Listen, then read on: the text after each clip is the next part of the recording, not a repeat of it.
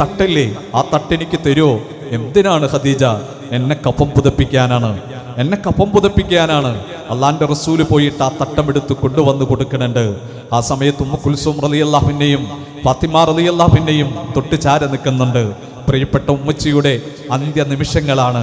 ആ സമയത്ത് ആ ഉമ്മ ചോദിക്കുന്നുണ്ട്, അള്ളാഹുവിൻ്റെ റസൂൽ, ശത്രുക്കളുടെ അവസ്ഥ എന്താണ്? അപ്പോൾ പറഞ്ഞു, റസൂലുള്ള പറഞ്ഞു, കുഴപ്പമൊന്നുമില്ല.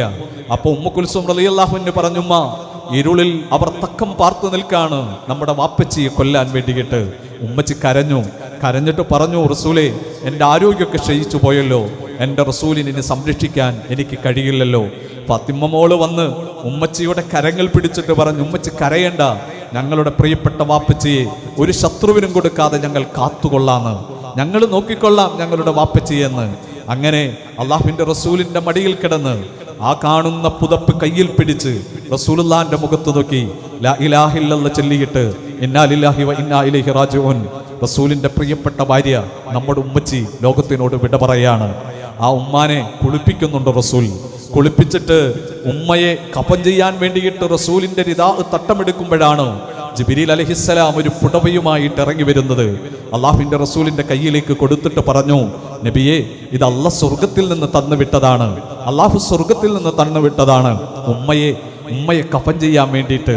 ആ സമയത്ത് റസൂലിന്റെ കണ്ണ് നിറഞ്ഞിട്ട് ചോദിക്കുന്നുണ്ട് ജിബ്രീൽ, ഒരിക്കൽ എൻ്റെ ഖദീജയ്ക്ക് അള്ളാഹു സലാം പറഞ്ഞിട്ടുണ്ട്, ഇപ്പോഴിതാ കഫം പുടവ കൊടുത്തു വിട്ടിരിക്കുന്നു സ്വർഗത്തിൽ നിന്ന്, എന്താണ് എൻ്റെ ഖദീജ ചെയ്ത പുണ്യം? ജിബ്രീൽ ഒന്നും മിണ്ടുന്നില്ല. അങ്ങനെ റസൂൽ ആദ്യം റസൂലിന്റെ തട്ടം കൊണ്ടും രണ്ടാമത് സ്വർഗത്തിലെ കഫം പുടവ കൊണ്ടും റസൂൽ കഫം പൊതിഞ്ഞിട്ട് ഖബറിലേക്ക് കൊണ്ടുപോകാണ്. ഖബറിൽ റസൂൽ ഇറങ്ങിയിട്ട് പ്രിയതമയെ ഏറ്റുവാങ്ങി ഖബറിൽ വെച്ച് ശരീരത്തിലെ കെട്ടുകളൊക്കെ അഴിച്ചിട്ട് മണ്ണിലേക്ക് ചേർത്ത് വെക്കുമ്പോൾ അവിടെ ഒരു അത്ഭുതം വരുന്നുണ്ട്. ഖദീജ റളിയല്ലാഹുവിന്റെ ശരീരം മേലേക്ക് ഉയർന്നു വരുന്നു. അങ്ങോട്ട് താത്തി വെക്കുന്നു റസൂൽ വീണ്ടും. പക്ഷെ വീണ്ടും മേലേക്ക് വരികയാണ്. റസൂൽ വീണ്ടും താത്തുന്നുണ്ട്. മൂന്നാമതും ശരീരം മേലേക്ക് വരികയാണ്.